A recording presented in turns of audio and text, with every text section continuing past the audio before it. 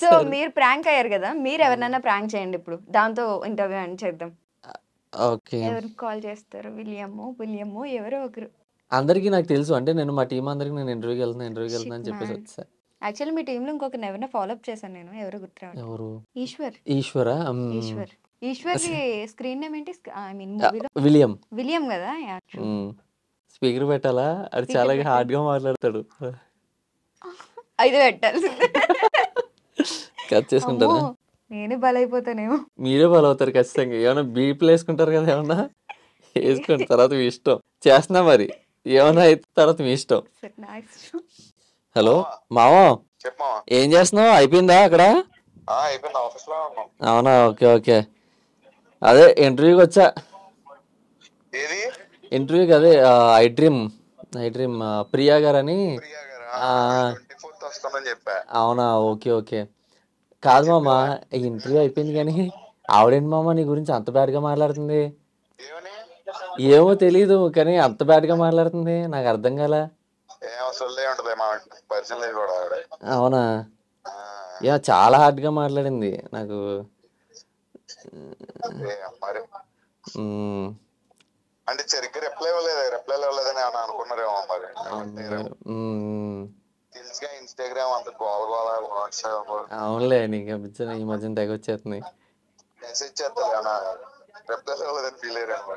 నిన్న కూడా మెసేజ్ పెట్టాను ఆవిడకి. అంటే ఇలా టూర్ నిన్న వెళ్ళిపోదాం అనుకున్నాం కదా మనం. అవునవునవును, యాక్చువల్లీ నేను అదే చెప్పా, కానీ ఈరోజు ఖాళీ దొరికింది కదా అని ఈరోజు పెట్టేసుకున్నాను నేను. సూపర్. అదే మరి ఎందుకు అంత హార్డ్గా మాట్లాడుతుంది నాకు? అయ్య బాబోయ్, నేను వినేసరికి నాకు కోపం వచ్చింది. ఏం మావాడి గురించి ఎలా మాట్లాడుతుంది అనేసరికి. సేదా తీసుకెళ్ళి నెత్తిమే పగలదు, ఊపుతావు సంగతి చూసుకోమో.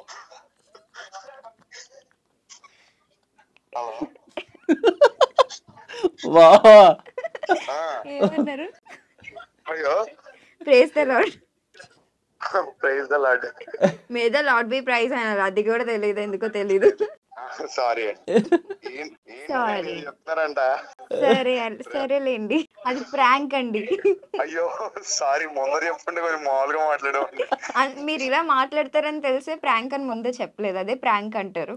అయ్యో సారీ అండి. సరేలేండి, ఏముందిలేండి, ఇంకా పడుకోండి. సారీ. కలుద్దాం మళ్ళీ, చెప్తాను మీ పని. ఓకే.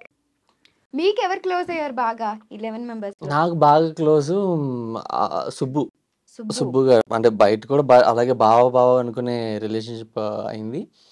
తర్వాత శ్యామ్ కళ్యాణ్ నాకు తమ్ముళ్ళలాగా అనమాట, నన్ను బాగా కేర్ చేసుకున్నాడు. అపార్ట్ ఫ్రమ్ దట్ నాకు బాగా క్లోజ్ మా డైరెక్టర్ అండి.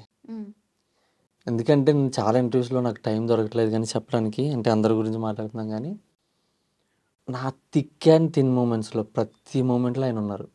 నాకు 2020 డిసెంబర్లో పరిచయం అయ్యారు మధురానగర్ టిఫిన్ సెంటర్ దగ్గర. ఆ రోజు నుంచి ఈ రోజు వరకు మా రిలేషన్షిప్ పెరుగుతూ వచ్చింది. నా ప్రతి కష్టంలోనే ఆయన ఉన్నారు, ప్రతి సుఖంలోనే. ఈరోజు ఈ స్టేజ్లో మీ ముందు ఉన్నాను కానీ, లేకపోతే ఈరోజు చిరంజీవి గారిని కలవడానికి కానీ, రేపు ఈరోజు నాకు ఇంత గుర్తింపు కమిటీ కుర్రల ద్వారా ఇంత గుర్తింపు వచ్చిందంటే అది ఆయన వల్లే. దగ్గరుండి సూర్యకు బాగుంటావు, నీకు మంచి పేరు వస్తుంది అని చెప్పి నేను కథని నమ్మాను, ఆయన నన్ను నమ్మారు. అంత బాగా చూసుకున్నారు, ఈరోజు ఇక్కడ దాకా నిలబడ్డారు. నేను చాలా రుణపడిపోయి ఉన్నాను.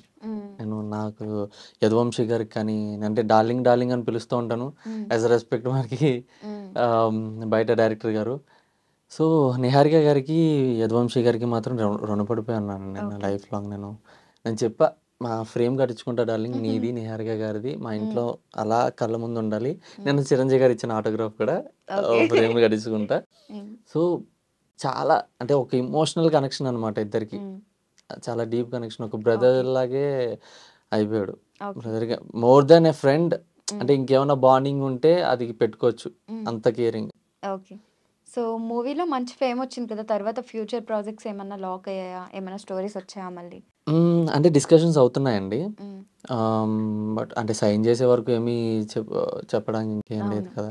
బట్ కానీ చాలా మంచి ప్రాజెక్ట్స్ ఉన్నాయి. మా వంశీ గారే ఇంకోటి ప్రాజెక్ట్ రెడీ చేపిస్తున్నారు. అంటే ఆయన స్క్రీన్ ప్లే ఇవ్వడానికి మరి ఎంతవరకు అవుతుందో తెలియదు. వేరే స్టోరీ ఒకటి ఉంది. ఆయన త్రూ నుంచి నెక్స్ట్ ఇంకో స్టెప్కి ఎక్కించడానికి. అంటే ఈ సినిమా వరకు మనల్ని ఎంతవరకు పుష్ చేయగలిగారో అంత పుష్ చేశారు. దీని తర్వాత నుంచి ఎలా పుష్ చేయాలో ఆయనకి కొన్ని ప్లానింగ్స్ ఉన్నాయి. సో నాకు కొన్ని ప్లానింగ్స్ ఉన్నాయి. అవి చూద్దాం.